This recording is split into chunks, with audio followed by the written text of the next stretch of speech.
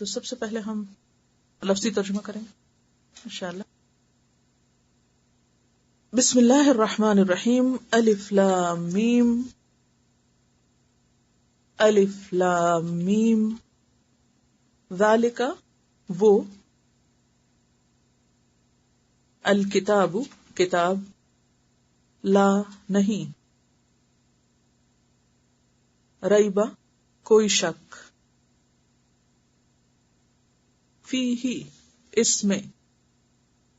یہ بیسیکلی دو لفظ ہیں جو اکٹھے کیے گئے ہیں، فی اور ہی. اس میں ہدن ہدایت ہے، للمتقین تقوی والوں کے لیے. لے کا مطلب ہوتا ہے کے لیے، متقی پرہیزگار، اور یہ نون سب کی علامت ہے، سب کے لیے، سب پرہیزگاروں کے لیے یا سب متقین کے لیے، تقوی والوں کے. الذین جو لوگ یا وہ لوگ جو یؤمنون وہ سب ایمان لاتے ہیں. اب یہ جو یؤمنون ہے یہ وہ کے لیے ہے یہ، اور یؤمن ایمان لانے کے لیے، اور واو نون جمع کی علامت ہے جس کا ترجمہ سب کیا گیا، یعنی وہ سب ایمان لاتے ہیں. بالغیب غیب پر، وا اور یقیمون وہ قائم کرتے ہیں. اب چونکہ قائم کرتے ہیں آگے اردو میں جمع کا صیغہ ہے، اس لیے میں اب سب ہر دفعہ نہیں بولوں گی، انڈرسٹوڈ ہے سب کہ جمع کی بات ہو رہی. یقیمون وہ قائم کرتے ہیں، الصلاۃ نماز، وا اور مما. مما اصل میں تھا من اور ما. من کا مطلب ہوتا ہے سے اور ما کا مطلب ہوتا ہے جو. تو مما اس میں سے جو، رزقناہم رزق دیا ہم نے ان کو. رزق رزق دیا، نا ہم نے.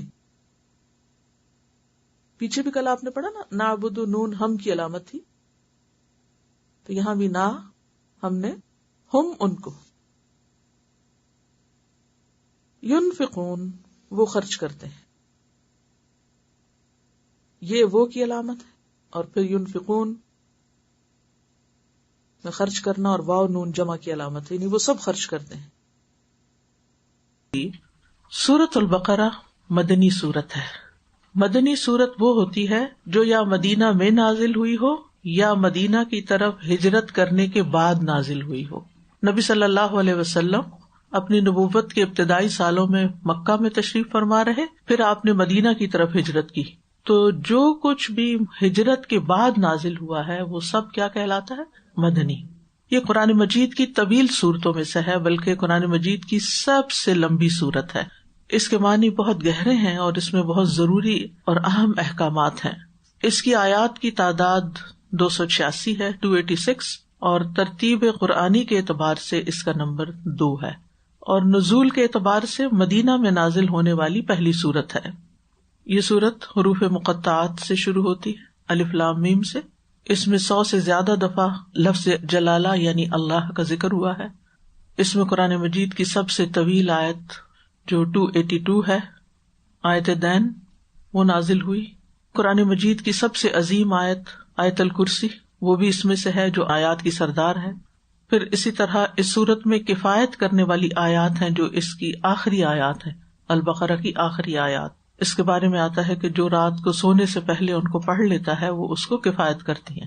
کچھ علماء کہتے ہیں کفایت کرنے کا مطلب ہے قیام اللیل سے کفایت کرتی ہیں، یعنی اگر کوئی شخص رات کو دوبارہ اٹھ کے تہجد نہیں پڑھ سکتا تو وہ ان آیات کو پڑھ کر سوئے. یعنی اتنی عظیم آیات ہیں، عرش کے خزانے تلے سے نبی صلی اللہ علیہ وسلم کو عطا ہوئی تھی. اور کچھ کہتے ہیں کہ آفات میں کفایت کرتی ہیں، یعنی ہر طرح کی تکلیف، پریشانی و مصیبت کے نازل ہونے سے بچاتی ہیں. اس صورت میں وہ آخری آیت بھی ہے جو سب سے آخر میں نازل ہوئی، یعنی بعض آراء کے مطابق جو سورۃ البقرہ کی آیت نمبر 281 ہے، واتقوا یوما ترجعون فیہ الی اللہ. تو اس اعتبار سے یہ سورت قرآن مجید کی اہم ترین صورتوں میں سے ہے. جو شخص اس سورت کو پڑھ لیتا، صحابہ اس کی تعظیم کرتے تھے، یعنی اس کی عزت کرتے تھے، اس کو رسپیکٹ دیتے تھے کہ ہم میں سے یہ شخص سورۃ البقرہ پڑھا ہوا ہے۔ حضرت انس رضی اللہ عنہ سے مروی ہے کہ ایک آدمی نبی صلی اللہ علیہ وسلم کا کاتب تھا، جو وحی نازل ہوتی آپ اس کو لکھواتے اور وہ لکھتا تھا۔ اس نے سورۃ البقرہ اور آل عمران بھی پڑھ رکھی تھی، اور جب کوئی آدمی سورۃ البقرہ اور آل عمران کی تلاوت کرتا تو وہ ہم میں سے برتر سمجھا جاتا، یعنی وہ ہم میں سے بہتر ہے جس کو یہ سورت آتی ہے۔ صحابہ اس سورت کو صرف حفظ نہیں کرتے تھے بلکہ اس کو سمجھتے بھی تھے اور اس پر عمل بھی کرتے تھے۔ اسی طرح قرآن مجید کی ابتدائی 7 سورتیں پڑھ لینے کا بھی بہت بڑا اجر ہے۔ انہی میں سے چونکہ یہ ایک ہے اس لیے وہ حدیث آپ کے سامنے رکھوں گی، مسند احمد کی ہے۔ نبی صلی اللہ علیہ وسلم نے فرمایا، جو شخص قرآن کی ابتدائی 7 سورتیں حاصل کر لے وہ بہت بڑا عالم ہے، یعنی اس کو بہت بڑا اعزاز مل جاتا ہے۔ اسی طرح نبی صلی اللہ علیہ وسلم نے فرمایا، مجھے تورات کی جگہ طوال 7 دی گئی ہیں، پہلی 7 طویل صورتیں یعنی البقرہ سے آگے، یعنی یہ تورات کے قائم مقام ہے، اور یہ قرآن مجید کا تقریباً 1/4 حصہ بنتا ہے، یعنی اگر کوئی اتنا بھی پڑھ لیتا ہے تو اس لیے اللہ کا نام لے کے یہ سفر شروع کیا ہے تو اس کو جاری رکھیں تاکہ وہ وعدے اور وہ فضیلتیں جو اس کے ساتھ بیان کی گئی ہیں ان کو حاصل کر سکیں۔ اس سورت میں بہت سے موضوعات ہیں، لوگوں کی اقسام بیان کی گئی ہیں، متقین، کفار، منافقین، پھر تمام انسانوں سے خطاب ہے یا ایھا الناس کہہ کے، انسان کی اوریجن کی تاریخ بتائی گئی ہے آدم علیہ السلام کے قصے میں، پھر بنی اسرائیل کے واقعات ہمیں ملتے ہیں، ان کی خبریں ملتی ہیں، اس میں تحویل قبلہ کا ذکر ہے، ابراہیم علیہ السلام کا واقعہ ملتا ہے، کعبہ کو تعمیر کرنے کا، پھر اسی طرح مردہ کو زندہ کرنے کے واقعات ہیں۔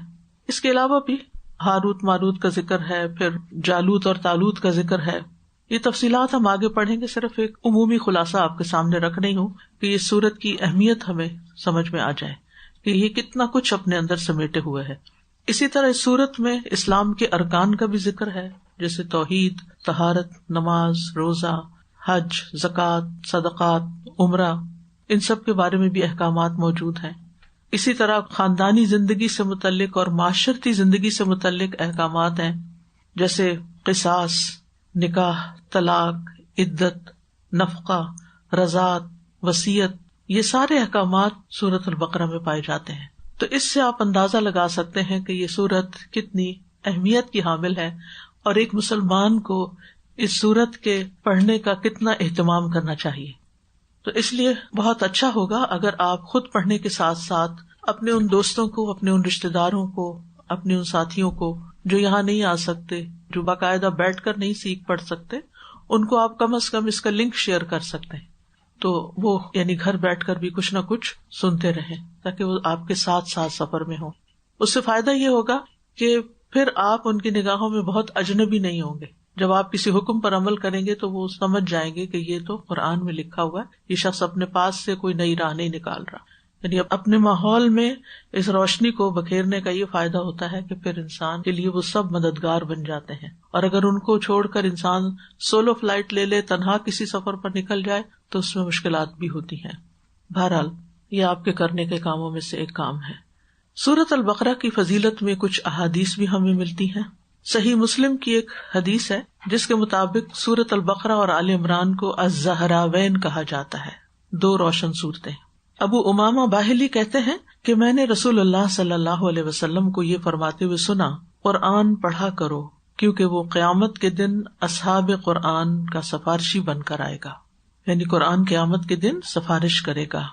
2 روشن چمکتی ہوئی صورتیں البقرہ اور آل عمران پڑھا کرو کیونکہ وہ قیامت کے دن اس طرح آئیں گی جیسے 2 بادل یا 2 سائبان ہوں، یعنی 2 بادل یا 2 سائبان، کینوپی، یا جیسے وہ ایک سیدھ میں اڑتے پرندوں کی 2 قطاریں ہوں یا ڈاریں ہوں۔ ڈار کہتے ہیں نا جو پرندے اڑتے ہیں، ان کا گروپ۔ تو وہ اپنے پڑھنے والوں کی طرف سے قیامت کے دن دفاع کریں گی، ٹھیک ہے۔ تو حاجانی ان اصحابہما، اور پھر خاص طور پر سورۃ بقرہ کی بات کی آپ نے، فرمایا سورۃ البقرہ پڑھا کرو کیونکہ اس کا حاصل کرنا باعث برکت ہے اور اسے چھوڑ دینا باعث حسرت ہے، اور باطل پرست اس کی طاقت نہیں رکھتے۔ یعنی معاویہ کہتے ہیں جو راوی ہیں اس حدیث کے، کہ مجھے یہ معلوم ہوا ہے کہ باطل پرستوں سے مراد ساحر یعنی جادوگر ہیں، یعنی اگر کوئی آپ پہ جادو کرنا چاہے تو اس کا اثر آپ پر نہیں ہوگا، کیونکہ اس میں وہ آیات موجود ہیں جو جادو کا توڑ بھی ہیں، اور اگر اس کو پڑھا جائے تو جادو اثر بھی نہیں کرے گا۔ اس سورت کی تلاوت کے وقت فرشتے اترتے ہیں، سکینت نازل ہوتی ہے۔ اسید بن حذیر کہتے ہیں وہ ایک رات سورت البقرہ کی تلاوت کر رہے تھے، ان کے قریب ان کا گھوڑا بندھا ہوا تھا، اسی دوران گھوڑا بدکنے لگا تو وہ خاموش ہو گئے اور وہ گھوڑا بھی ٹھہر گیا۔ وہ پھر پڑھنے لگے تو گھوڑے نے بھی اچھل کود شروع کر دی، انہوں نے تلاوت بند کی تو گھوڑا ٹھہر گیا، پھر پڑھنے لگے تو گھوڑے نے پھر اچھل کود شروع کر دی، تو وہ وہاں سے پھر چلے گئے، ہٹ گئے اس جگہ سے، یعنی گھوڑے کے پاس نہیں پڑے، بلند آواز سے تلاوت کر رہے ہوں گے جو وہ بھی سن رہا تھا۔ کیونکہ ان کا بیٹا یحییٰ گھوڑے کے قریب تھا، انہیں خطرہ محسوس ہوا کہ گھوڑا اسے رون ڈالے گا، انہوں نے تلاوت بند کر دی۔ پھر انہوں نے آسمان کی طرف نظر اٹھائی تو کچھ دکھائی نہ دیا۔ صبح کے وقت انہوں نے یہ واقعہ نبی صلی اللہ علیہ وسلم سے بیان کیا تو آپ نے فرمایا، اے ابن حذیر تم پڑھتے رہتے۔ انہوں نے عرض کیا، اللہ کے رسول مجھے ڈر لگا کہ یحییٰ کو گھوڑا کچل دے گا، کیونکہ وہ اس کے قریب ہی تھا، تو میں نے سر اٹھایا اور یحییٰ کی طرف گیا۔ پھر اس کے بعد میں نے اپنا سر آسمان کی طرف اٹھایا تو دیکھتا ہوں کہ چھتری جیسی چیز ہے جس میں بہت سے چراغ روشن ہے، جیسے بڑا سا شینڈلیئر ہو۔ پھر میں دوبارہ باہر آیا تو میں اسے دیکھ نہ سکا، پھر دوبارہ نظر نہیں آیا۔ آپ نے پوچھا تم جانتے ہو وہ کیا ہے؟ انہوں نے کہا نہیں۔ آپ نے فرمایا وہ فرشتے تھے جو تمہاری آواز سننے کے لیے قریب آ رہے تھے، نیچے اتر رہے تھے۔ اگر تم رات بھر پڑھتے رہتے تو صبح تک دوسرے لوگ بھی انہیں دیکھتے اور وہ ان سے چھپ نہ سکتے۔ بہرحال یہ چونکہ ایمان بالغیب ہے ہمارا، تو وہ سبب نہیں بنا کہ لوگ بھی دیکھ سکیں۔ تو اس سے یہ پتہ چلتا ہے کہ یہ سورت بہت اہمیت کی حامل ہے، اس لیے اسے پوری توجہ کے ساتھ پڑھنے کی ضرورت ہے۔ اس کی پہلی آیت الف لام میم ہے، جیسا کہ آپ دیکھ رہے ہیں کہ یہ حروف اکٹھے لکھے ہوئے ہیں، جیسے علم پڑھا جاتا ہے، علم نشرہ وغیرہ، لیکن ان کو علم نہیں پڑھا جاتا بلکہ الف الگ، لام الگ، میم الگ، الگ الگ الگ، یعنی کاٹ کاٹ کے پڑھا جاتا ہے، اسی لیے اس کو حروف مقطعات کہتے ہیں، یعنی الگ الگ کیے ہوئے حروف، علیحدہ علیحدہ پڑھے جانے والے حروف۔ قرآن مجید کی تقریباً 29 سورتوں کے آغاز میں ایسے حروف موجود ہیں۔ 3 سورتیں ایسی ہیں جو صرف ایک حرف سے شروع ہوتی ہیں، قاف، نون، صاد۔ 9 سورتیں 2 حروف سے شروع ہوتی ہیں، جیسے طٰہٰ، یاسین وغیرہ، اور 6 حوامیم بھی، حامیم جو 6 سورتوں کے شروع میں آتا ہے ان کو حوامیم کہا جاتا ہے۔ 13 سورتیں ہیں جو 3 حرف سے شروع ہوتی ہیں، ان میں سے الف لام میم سے شروع ہونے والی صورتیں البقرہ، آل عمران، العنکبوت، الروم، لقمان اور سجدہ ہیں، اور پھر 3 حروف سے شروع ہونے والی 2 اور صورتیں بھی ہیں، جیسے الشعراء اور القصص، جن میں طا سین میم۔ 5 صورتیں ایسی ہیں جو الف لام را سے شروع ہوتی ہیں، یونس، ہود، یوسف، ابراہیم اور الحجر۔ 2 صورتیں ایسی ہیں جو 4 حروف سے شروع ہوتی ہیں، جیسے الاعراف، الف لام میم صاد، الرعد، الف لام میم را۔ 2 صورتیں 5 حروف سے شروع ہوتی ہیں، سورت مریم جیسے کاف ہا یا عین صاد، اور سورت شورا حامیم عین سین قاف۔ ان حروف کا معنی کیا ہے؟ ان کے بارے میں جو راجح قول ہے، جس کو اپنے زمانے کے مفسر امام مجاہد نے بیان کیا ہے، کہ ان کا اپنا کوئی معنی نہیں، کیونکہ نبی صلی اللہ علیہ وسلم نے ہمیں ان کا کوئی معنی نہیں بتایا، تو ہم اپنے پاس سے کوئی ترجمہ نہیں بنا سکتے۔ عربی زبان ایک واضح زبان ہے، قرآن عربی زبان میں اترا بلسان عربی مبین، اور عربی زبان میں حروف تہجی کو الگ الگ پڑھنے کا معنی نہیں ہوتا، اس لیے ہمیں اس کے بارے میں سکوت اختیار کرنا چاہیے۔ سکوت کا مطلب ہے خاموش رہنا چاہیے، اور ان کے معنی جاننے کی کوشش نہیں کرنی چاہیے، اور ساتھ ہی یہ یقین بھی رکھنا چاہیے کہ اللہ سبحانہ وتعالیٰ نے ان کو کسی مقصد، کسی حکمت کے تحت اتارا، کیونکہ قرآن مجید قیامت تک کے لوگوں کے لیے ہے، اس میں ہر دور کے لوگوں کے لیے نئی نئی چیزیں سامنے آتی ہیں، تو ہو سکتا ہے کہ کسی دور کے لوگوں کے لیے یہ ایک معجزہ ثابت ہو۔ حروف مقطعات قرآن کے اعجاز ہونے پر بھی دلیل ہے۔ اعجاز کا مطلب ہوتا ہے عاجز کر دینے والی چیز، معجزہ۔ قرآن مجید سارے کا سارا معجزہ ہے۔ قرآن مجید نے چیلنج کیا کہ کوئی جیسی 10 صورتیں لے آئے، لیکن لوگ عاجز ہو گئے۔ ایک صورت کے لیے کہا گیا وہ بھی نہیں لا سکے، اور پھر آیات کے لیے کہا گیا وہ بھی نہیں لا سکے، تو لوگ قرآن کے جیسا کچھ بھی نہ بنا سکے، اس کے لانے سے عاجز ہو گئے۔ حالانکہ یہ الف لام میم یعنی حروف سے ہی مل کر بنے ہیں، الفاظ اور الفاظ سے مل کر بنے ہیں آیات۔ تو یہ کہا جاتا ہے کہ حروف مقطعات کو اس بات کی طرف اشارہ کرنے کے لیے لایا گیا ہے کہ جس قرآن کریم نے ان عربوں کو ایسا کلام بنانے سے عاجز کیا، یہ قرآن انہی حروف سے مل کر بنا ہے۔ ان کے بارے میں ایک بات یاد رکھیے کہ عام طور پر سوائے چند ایکسیپشنل کیسز کے، جہاں بھی حروف مقطعات آتے ہیں اس کے بعد قرآن مجید کی بات ہوتی ہے، جیسا کہ ہم یہاں پر دیکھتے ہیں۔ خلاصہ کیا ہے کہ قرآن مجید میں یہ حروف 29 سورتوں کے شروع میں آئے ہیں۔ ان کو پڑھا جانا چاہیے چاہے ہم ان کے معنی نہیں بھی جانتے، کیونکہ قرآن کے ہر حرف کے پڑھنے پر 10 نیکیاں ملتی ہیں، اور ان کے لیے نبی صلی اللہ علیہ وسلم نے الف لام میم ہی کی مثال دی ہے۔ عبداللہ بن مسعود کہتے ہیں کہ رسول اللہ صلی اللہ علیہ وسلم نے فرمایا، جس نے اللہ کی کتاب میں سے ایک حرف پڑھا اسے اس کے بدلے ایک نیکی دی جائے گی، اور ہر نیکی کا ثواب 10 گنا ہے۔ میں نہیں کہتا کہ الف لام میم ایک حرف ہے، بلکہ الف ایک حرف ہے، لام ایک حرف ہے، اور میم بھی ایک حرف ہے۔ ٹھیک ہے، تو آپ سوچئے کہ اگر ان حروف کو پڑھنے پر بھی نیکی ہے جن کا معنی ہم نہیں جانتے، تو جب ہم معنی جان کے پڑھتے ہیں اور سنتے ہیں تو اس کا درجہ اور کتنا زیادہ ہوگا۔ اس لیے قرآن مجید پڑھتے ہوئے کبھی نہ اکتائیں، اور کبھی یہ نہ سمجھے کہ میرا بہت وقت چلا گیا یا بہت وقت لگ جائے گا۔ اس سے بہتر اور کوئی کیا کام ہو سکتا ہے کہ جو ہم اس وقت میں کریں کہ جس سے ہمیں اتنا زیادہ فائدہ یا ثواب حاصل ہو۔ اور وہ حدیث ہمیشہ یاد رکھا کریں، خیرکم من تعلم القرآن وعلمہ، یہ آپ کے پیچھے بھی سامنے وال پہ لگی ہوئی ہے، یاد کرنی ہو تو زبانی یاد کر لیجئے تاکہ یہ سبق ہمیشہ یاد رہے کہ تم میں سے بہترین وہ لوگ ہیں جو قرآن سیکھتے ہیں۔ پہلے سیکھنے والوں کی بات کی گئی، اور پھر سکھاتے ہیں اس کو۔ تو اپنی زندگی میں جو بھی آپ کا فیلڈ ہو، کوئی بھی کام آپ کریں، کسی بھی چیز میں مہارت حاصل کریں، کوئی بھی جاب کریں، بزنس کریں، لیکن کچھ نہ کچھ وقت اس کے سیکھنے یا سکھانے کے لیے ضرور نکالیں، یعنی آئندہ زندگی کے لیے اپنا ایک لائحہ عمل بنا لیں، اپنا ایک گول سیٹ کر لیں، کیونکہ یہ اللہ کا کلام ہے اور اس کے ذریعے اللہ سبحانہ وتعالیٰ بندوں کے درجات بلند کرتے ہیں۔ کوئی اور چیز ایسی نہیں کہ جس کے ساتھ اتنی تیزی سے انسان اللہ تعالیٰ کا قرب حاصل کر سکے۔ ذلك الكتاب لا ريب فيه هدى للمتقين، یہ وہ کتاب ہے جس میں کوئی شک نہیں، تقوی والوں کے لیے ہدایت کا ذریعہ ہے۔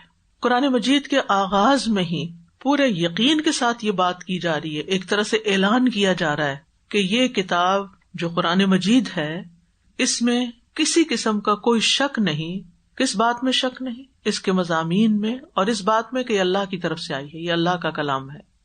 ذالکہ کا لفظ جو ہے یہ اسم اشارہ ہے جو کسی محسوس یا معقول، محسوس کہتے ہیں جس کو ہم چھو سکیں، محسوس کر سکیں، ٹچ کر سکیں، اور معقول، محسوس کے اپوزٹ معقول کا لفظ ہوتا ہے جس کو ہم اپنی عقل سے پہچان سکیں، جو ہماری عقل میں تو آئے لیکن ٹینجیبل نہ ہو، یعنی انٹینجیبل کہہ لیں، ان چیزوں کی طرف اشارہ کے لیے آتا ہے۔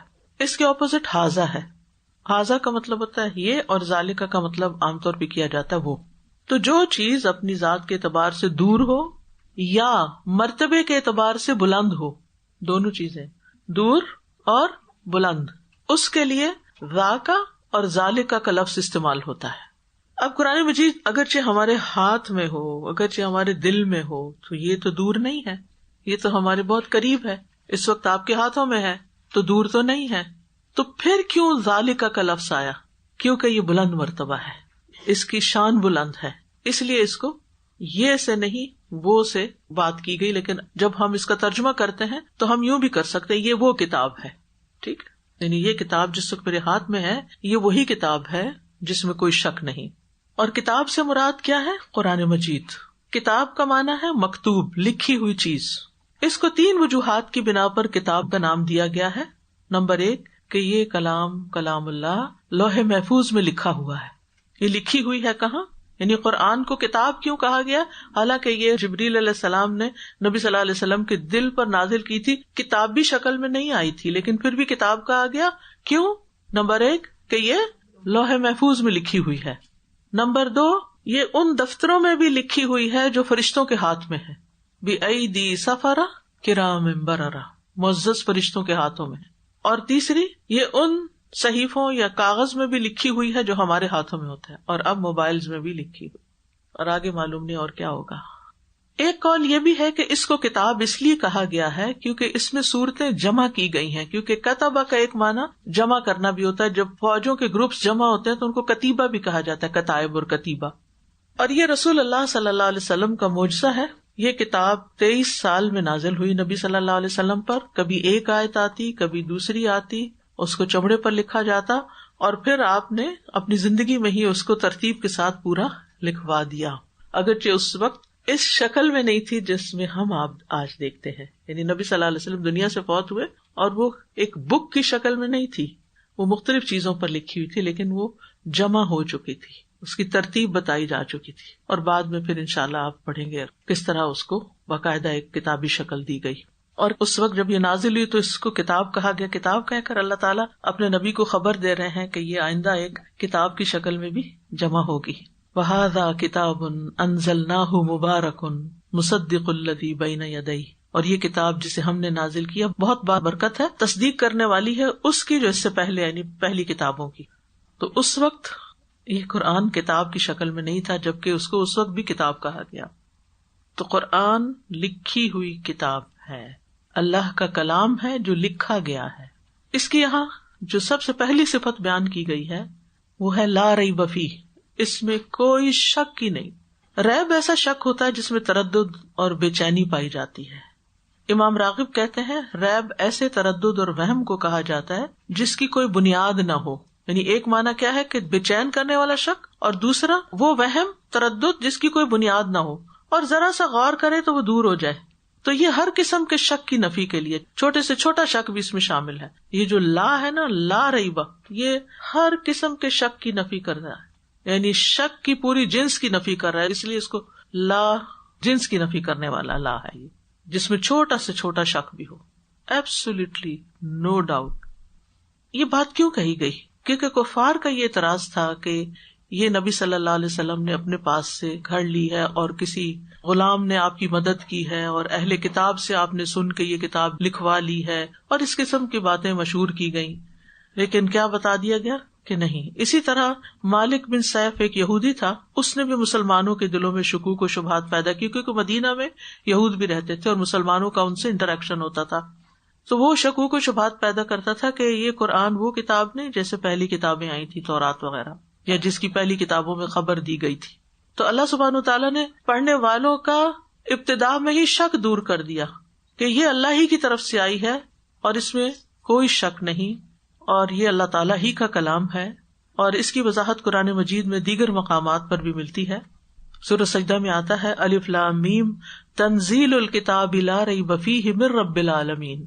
الف لام میم، اس میں کوئی شک نہیں کہ اس کتاب کا نازل کرنا تمام جہانوں کے رب کی طرف سے ہے. جیسے کہ پہلے بھی میں نے عرض کیا تھا کہ قرآن کے ایک حصے کی تفسیر سب سے پہلے کہاں دیکھتے ہیں؟ قرآن مجید میں ہی دیکھتے ہیں کہ اس آیت کا مطلب کیا بیان کیا جا رہا ہے. تو لا ریب فیہ، یہاں بات بس اتنی ختم کر دی گئی. سورۃ سجدہ میں واضح کر دی گئی لا ریب فیہ من رب العالمین، اس میں کوئی شک نہیں کہ یہ رب العالمین کی طرف سے ہی آئی ہے. یعنی پورا یقین کر لو اس بات پر کہ یہ کتاب اللہ تعالیٰ کی طرف سے آئی ہوئی، یہ اللہ کا کلام ہے، یہ کسی انسان کی لکھی ہوئی نہیں، یہ کوئی معمولی چیز نہیں ہے. سورۃ النساء میں بھی آتا ہے وَلَوْ كَانَ مِنْ عِنْدِ غَيْرِ اللَّهِ لَوَجَدُوا فِيهِ اخْتِلَافًا كَثِيرًا. اگر یہ قرآن اللہ کے علاوہ کسی اور کی طرف سے ہوتا تو ضرور وہ اس میں بہت زیادہ اختلاف پاتے. 23 سال میں نازل ہوئی، کبھی ایک آیت نازل ہوتی، کبھی 2 آیتیں نازل ہوتی، پھر ان سب کو ایک جگہ اکٹھا کیا گیا. آپ اگر کوئی کام 23 سال کے عرصے میں کریں، کوئی کتاب لکھیں، کوئی کہانی لکھیں، کوئی پروجیکٹ 23 سال میں مکمل کریں، تو آپ دیکھیں گے کہ اس کا حشر کیا ہوتا ہے. کہ ایک دفعہ آپ کے عقل کا لیول کچھ ہوتا ہے، آپ کا امیجنیشن کچھ ہوتا ہے، دوسری دفعہ جب آپ پھر شروع کرتے پھر آپ اس کی کاٹ چھانٹ شروع کر دیتے ہیں، یہاں یہ ٹھیک نہیں لگ رہا، یہ ٹھیک نہیں. پہلی دفعہ بڑے کانفیڈنٹ ہوتے ہیں ہاں یہ ٹھیک ہے، کوئی غلط بات نہیں کرے، لیکن وہ آپ کو جچتا نہیں. پھر دوبارہ اگر آپ میں سے کوئی رائٹر ہے تو آپ کو معلوم ہوگا کہ رائٹنگ کبھی ایک دفعہ کر کے اس کو فائنل نہیں کیا جا سکتا. لیکن نبی صلی اللہ علیہ وسلم پر جو آیت ایک دفعہ اتری، آپ نے دوبارہ اس کے اندر کوئی کریکشن نہیں کرائی کہ وہ جو میں نے پہلے یہ آیت آپ کو لکھوائی تھی، میرا خیال ہے اس میں کچھ کمی رہ گئی، ذرا اس کو دوبارہ لکھ دیں. کوئی ایک چانس بھی ایسا نہیں ہوا. تو بہرحال جس چیز میں شک نہ ہو وہاں پھر کیا ہوتا ہے؟ یقین. شک کی نفی سے یقین کا معنی مراد ہے کہ یہ یقینی بات ہے کہ اللہ کی طرف سے ہے. تو نفی کا مقصد مدح کرنا ہے اور اس کا اپوزٹ ثابت کرنا ہے. تو یہ کتاب ایسے علم یقینی پر مبنی ہے جو شک و شبہات دور کرتا ہے، اور ہدایت جو ہے وہ صرف یقین ہی سے حاصل ہوتی ہے. ٹھیک ہے نا، یعنی آپ صحیح رستے پر اسی وقت چلتے ہیں جب آپ کو یقین ہو کہ یہی راستہ ٹھیک ہے، یہی کام ٹھیک ہے، یہی روڈ لینی چاہیے، مجھے ادھر ہی مڑنا چاہیے. اور اگر آپ کو شک ہو تو آپ کیسے ڈرائیو کرتے ہیں؟ تو پیچھے والے کو پریشان کرتے ہیں، کیونکہ آپ اپنی سپیڈ آہستہ کر لیتے ہیں پھر کہ مڑوں گے نہ مڑوں، اور کبھی اشارہ دے کے پھر بند بھی کر دیتے ہیں، اور پھر خود بھی کنفیوز ہوتے ہیں، دوسروں کو بھی کرتے ہیں. تو اس لیے اس یقین کے ساتھ اس کتاب کو پڑھیے کہ یہ اللہ کی طرف سے ہے اور بالکل سچ بتاتی ہے، ہر چیز کی حقیقت کھول کے بتا دیتی. کتاب مبین ہے یہ. ہدی للمتقین کیوں آئی ہے؟ متقی لوگوں کی ہدایت کے لیے آئی ہے. سورۃ الفاتحہ میں ہم نے دعا مانگی تھی اہدنا الصراط المستقیم، تو اللہ سبحانہ تعالیٰ نے دعا سن لی اور ہمیں یہ کتاب عطا کر دی کہ اگر ہدایت چاہیے تو اس کتاب کو تھام لو، جس میں کوئی شک نہیں، بالکل سچی کتاب ہے. اور ہدایت کی دو اقسام ہیں، ایک عام ہدایت ہے، ایک خاص ہدایت ہے. عام ہدایت تو سب کے لیے ہے، قرآن مجید ہدی للناس ہے، سارے انسانوں کے لیے ہدایت ہے. اور ایک ہدایت خاص ہوتی ہے جو توفیق کی ہدایت ہوتی ہے، اور جہاں تک خاص ہدایت کا تعلق ہے تو وہ اللہ تعالیٰ ہی دیتا ہے. تو انسان کو چاہیے کہ جس چیز کا علم ہو جائے اللہ سے دعا کرے کہ اللہ مجھے اس پر عمل کی توفیق عطا کر دے. اور اسی لیے ہدی للمتقین ہے، ہدی للناس تمام انسانوں کی ہدایت کے لیے آئی ہے. لیکن کچھ لوگ ایسے ہوں گے جو اللہ سے ڈرتے ہوں گے، وہ اس سے رہنمائی لیں گے، اللہ انہیں عمل کی توفیق بھی دے گا اور وہ سیدھے راستے پہ چل پڑیں گے. جیسا کہ سورۃ فصلت میں آتا ہے قل هو للذین آمنوا ھدی وشفاء، کہہ دیجیے وہ لوگ جو ایمان لائے ان کے لیے یہ کتاب ہدایت بھی ہے، شفا بھی ہے. تو اس کتاب سے شفا کے لیے بھی ہمیں کیا کرنا چاہیے؟ ایمان رکھنا چاہیے، یقین رکھنا چاہیے کہ یہ اللہ کا کلام ہے اور اس کی بڑی پاور ہے. اللہ سبحانہ وتعالیٰ تو اپنی مخلوق میں سے ایک چھوٹے سے چھوٹے ذرے کی بھی رہنمائی کر رہا ہے، تو کیا وہ ہماری رہنمائی نہ کرے گا؟ دور جانے کے بجائے اپنے جسم کے اندر ہی دیکھیے کہ مائکرو لیول پر ہمارے جسم کے اندر ایک سیکنڈ میں کیا کیا ہوتا ہے، اور وہ کون کر رہا ہے اور کون اس کو گائیڈ کر رہا ہے. ایک سیکنڈ میں ہماری باڈی کے اندر سے 5 ملین سیلز مر جاتے ہیں ایک سیکنڈ کے اندر، اور ساتھ ہی اتنے نئے بھی پیدا ہو جاتے ہیں. اسی طرح ایک سیکنڈ میں 2 ملین ریڈ بلڈ سیلز مرتے ہیں اور اتنے ہی پیدا بھی ہو جاتے ہیں نئے. اب آپ دیکھیے، ہم سو رہے ہوں، جاگ رہے ہوں، چل رہے ہوں، پھر رہے ہوں، ہمارا جسم کام کر رہا ہے، کون گائیڈ کر رہا ہے اس کو؟ کیا کرنا ہے اس نے؟ جس نے پیدا کیا. تو ہدایت جو ہے رہنمائی کرنے کے معنوں میں بھی ہے. تو قرآن ہدایت ہے، یعنی رہنمائی دینے والی کتاب ہے، توفیق دینے والی نہیں ہے. کیا کرنے والی ہے؟ رہنمائی کرنے والی، جسے ہدایت ارشاد کہا جاتا ہے، یعنی کہ گائیڈ کرنا، راہ دکھانا. تو جیسے میں نے ہدایت کا معنی سورۃ فاتحہ میں آپ کو بتایا تھا نا، راستہ دکھانا اور پھر منزل تک پہنچانا. یہ کتاب کیا کرتی ہے؟ راستہ دکھاتی ہے، اور منزل تک کون پہنچاتا ہے؟ اللہ تعالیٰ پہنچاتا ہے. اور وہ کس کو نصیب ہوتا ہے منزل تک پہنچنا؟ متقی لوگوں کو، تقوی والوں کو. تو یہ متقی لوگوں کے لیے رہنمائی کا کام کرتی ہے، گمراہی سے نکالتی ہے. متقی کون ہوتے ہیں؟ متقین کا لفظ جو ہے یہ اتقاء سے ہے. اتقاء کہتے ہیں 2 چیزوں کے درمیان رکاوٹ آ جانا. وقایا بیسی سے ہے، ڈھال. ترس کا لفظ بھی آتا ہے، اتقا بترسہ، اس نے ڈھال سے اپنا بچاؤ کیا، یعنی جس چیز سے وہ بچنا چاہتا تھا تو اس نے بیچ میں وہ ڈھال رکھ لی تاکہ اس تک نقصان دہ چیز نہ پہنچے. تو جو متقی ہوتا ہے وہ اللہ تعالی کے احکام مان کر اپنے اور اللہ کی ناراضگی اور جہنم کے بیچ میں کیا پیدا کر لیتا ہے؟ ڈھال پیدا کر لیتا ہے. تو تقویٰ کہتے ہیں حرام کاموں سے بچنے کو، فرائض کی ادائیگی کرنے کو، کیونکہ ایسا کرنے سے ہی انسان اللہ کی ناراضگی سے بچتا ہے اور جہنم کی آگ سے بچتا ہے. ابن عباس کہتے ہیں متقی وہ ہوتا ہے جو شرک، کبائر اور فواحش سے بچتا ہے، بے حیائی کے کاموں سے بچتا ہے. فیروز آبادی کہتے ہیں تقویٰ سے مراد ہر اس چیز سے پرہیز کرنا ہے جس میں نقصان ہو. کیا ہے؟ ہر اس چیز سے بچنا جس میں نقصان ہو، اور وہ ہے نافرمانی اور فضول کام. نافرمانی کے کام بھی اور فضول چیزیں، فضول باتیں، فضول کام، بیکار کے کام انسان کو نقصان دیتے ہیں. اور یہ بھی کہا گیا ہے کہ تقوی سے مراد لذتوں کو چھوڑنا اور خواہشات کی مخالفت کرنا، جس چیز کو بہت دل چاہ رہا ہو اس کے اپوزٹ کرنا تاکہ اللہ کی ناراضگی نہ آئے، بچ بچ کی زندگی گزارنا۔ ابو ہریرہ سے کسی نے تقوی کے بارے میں پوچھا، انہوں نے کہا کیا تم کبھی ایسے راستے پہ چلے ہو جو خاردار ہو؟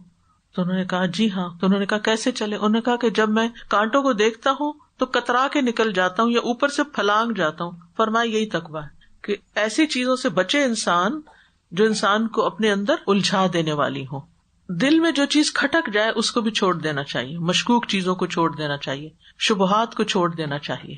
اب یہاں پر یہ کہہ دیا گیا، شرط رکھ دی گئی ہے کہ ہدایت وہ پائیں گے جو، یعنی ہدایت توفیق، خاص ہدایت ان کو ملے گی جو بچنا چاہیں گے جہنم سے، جو گناہوں سے بچنا چاہیں گے۔ اوروں کو نہیں سوچے، متقین سے مراد کو خاص گروپ نہیں ہے۔ ہم اپنے اندر دیکھیں، کیا واقعی ہم اللہ کی ناراضگی سے بچنا چاہتے ہیں؟ اللہ کی ناراضگی سے بچنے کے لیے ہمیں کیا کرنا چاہیے؟ یہ معلوم کرنا چاہیے کہ اللہ تعالیٰ ہم سے کیا چاہتے ہیں اور کس چیز سے روکتے ہیں۔ ایسا ہی ہے نا؟ اب سیکوینس میں دیکھیں، غور کریں۔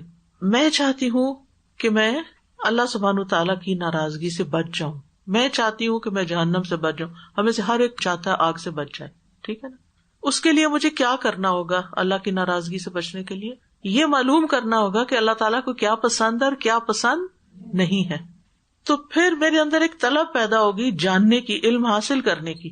اس طلب کے ساتھ جب میں قرآن کو پڑھوں گی تو مجھے احکامات سمجھ میں بھی آئیں گے اور عمل کو بھی میرا دل چاہے گا، اور الٹیمیٹلی اس کا ریزلٹ کیا ہوگا کہ اس برے انجام سے بچاؤ۔ اللہ تعالیٰ فرماتے ہیں یا ایھا الذین آمنوا ان تتقوا اللہ یجعل لکم فرقانا، اے لوگو جو ایمان لائے ہو، اگر تم اللہ سے ڈرو گے تو وہ تمہارے لیے حق و باطل میں فرق کرنے کی بڑی قوت پیدا کر دے گا، فرقان پیدا کر دے گا، تمہیں خود سمجھ میں آنے لگے گا صحیح کیا ہے اور غلط کیا ہے۔ اور ویسے بھی آپ دیکھیں کہ یہاں پر مومنین کہنے کی بجائے متقین کہا گیا، جو ایمان کے بعد اگلا درجہ ہے، یعنی اس کتاب سے فائدہ ایمان والے ہی اٹھاتے ہیں۔ اور متقی لوگوں کے لیے قرآن میں علمی اور عملی دونوں طرح کی ہدایت ہے، وہ اس سے رہنمائی بھی لیتے ہیں اور اس سے عمل کے اعتبار سے بھی ہدایت پکڑتے ہیں۔ یعنی یہ کتاب ان کے لیے علم اور عمل دونوں کے لیے رہنما ہے۔ تو اس آیت سے یہ پتہ چلتا ہے کہ قرآن مجید رہنمائی دینے والی کتاب ہے، گائیڈ بک ہے، لیکن اس سے رہنمائی لینے کے لیے ایک شرط ہے، اور وہ یہ کہ ہمارے اپنے اندر ایک طلب ہو، تقویٰ ہو، کہ ہم واقعی اس پر یقین رکھتے ہیں کہ اللہ کا کلام ہے اور یہ میرے فائدے کی ہے۔ نبی صلی اللہ علیہ وسلم نے فرمایا میں تم میں دو چیزیں چھوڑ کے جا رہا ہوں، اگر انہیں مضبوطی سے پکڑے رکھو گے کبھی گمراہ نہیں ہوگے، اور وہ دو کیا ہیں؟ ایک اللہ کی کتاب، دوسرے اس کے نبی کی سنت۔ صحیح مسلم کی روایت ہے، نبی صلی اللہ علیہ وسلم نے فرمایا اللہ عز و جل کی کتاب ہی اللہ کی رسی ہے، جو اس کی پیروی کرے گا وہ ہدایت پر رہے گا، جو اسے چھوڑ دے گا وہ گمراہ ہو جائے گا۔ اب یہ نہیں کہ ایک دفعہ آپ نے رسی پکڑی، 1 سال پکڑے رکھی، 2 سال پکڑے اور اس کے بعد چھوڑ دیا۔ جب چھوڑ دیں گے تو دل اللہ سے دور ہونا شروع ہو جائے گا۔ نبی صلی اللہ علیہ وسلم نے فرمایا آگاہ رہو اے لوگوں، میں ایک انسان ہوں، قریب ہے کہ میرے رب کا بھیجا ہوا میرے پاس آئے، یعنی فرشتہ، اور میں اسے قبول کر لوں، یعنی میں دنیا سے چلا جاؤں، اور میں تم میں 2 بھاری چیزیں چھوڑ رہا ہوں۔ ان میں سے پہلی اللہ کی کتاب ہے جس میں ہدایت اور نور ہے، تم اللہ کی کتاب کو پکڑے رکھو اور اس کے ساتھ مضبوطی سے جڑے رہو۔ اور آپ نے اللہ کی کتاب پر بہت زور دیا اور صحابہ کو خوب رغبت دلائی۔ اور دوسرے یہاں فرمایا جو میرے اہل بیت ہیں، میں تم لوگوں کو اپنے اہل بیت کے بارے میں اللہ کی یاد دلاتا ہوں، اللہ کی یاد دلاتا ہوں، اللہ کی یاد دلاتے ہیں، ان کے ساتھ حسن سلوک کرنا۔ قرآن مجید گمراہی سے بچانے کا ذریعہ ہے، یعنی ہدایت دینے کا تو ہے، گمراہی سے بھی بچاتی ہے، دونوں طرح پرفیکٹ کتاب ہے۔ قرآن مجید میں آتا فمن اتبع ہدایا فلا یضل ولا یشقی، جو میری ہدایت کے پیچھے چلا نہ وہ گمراہ ہوگا نہ مصیبت میں پڑے گا۔ تو اگر ہم چاہتے ہیں کہ قرآن سے ہدایت حاصل کریں تو پھر ہمیں کیا کرنا ہوگا؟ اپنے اندر تقویٰ لانا ہوگا، طلب لانی ہوگی، اور جب تقویٰ آئے گا تو ہدایت بھی ملے گی، اللہ کا ساتھ بھی ملے گا، اللہ کی محبت بھی ملے گی، اللہ اور اس کے رسول کی ولایت یا دوستی بھی ملے گی، کیونکہ اللہ متقین کا دوست ہے، گناہوں کی معافی بھی ملے گی، اعمال بھی قبول ہوں گے، معاملات بھی آسان ہوں گے، خوف و غم سے بھی نجات ہوگی، مشکلات سے نکلنے کا راستہ بھی ملے گا، آخرت میں بھی نجات ہوگی، جنت میں داخلہ آسان ہوگا۔ تو ہمیں دعا کرنی چاہیے اللہم انی اسألک الہدی والتقی والعفاف والغنی۔ ایک اور دعا بھی اللہم آت نفسی تقواہا وزکھا انت خیر من زکاہا انت ولیہا ومولاہا۔